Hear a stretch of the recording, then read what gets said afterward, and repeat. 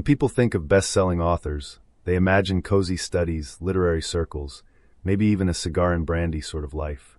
They don't picture a 20-something in a camouflage uniform crouched inside a military spy plane, gripping a pencil stub between missions, writing in the margins of a field manual. But that's exactly where my journey as a writer began. In the U.S. Air Force, where my survival depended on discipline, and where my sanity often depended on storytelling. The war before the words, I joined the Air Force in 1985, barely more than a kid.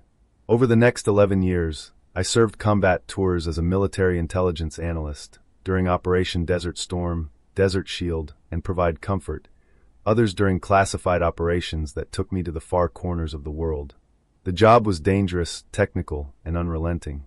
We lived in a constant state of readiness, reading satellite imagery, monitoring threat vectors, and interpreting information that could determine whether people lived or died.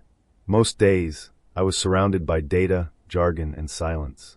You learn quickly in intelligence that your job isn't to speak, it's to know.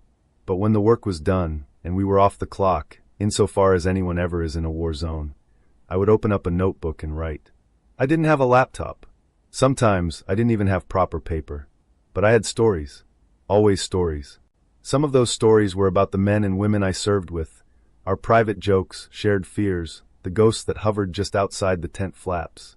Others were pure fiction, flights of fantasy or espionage or hope.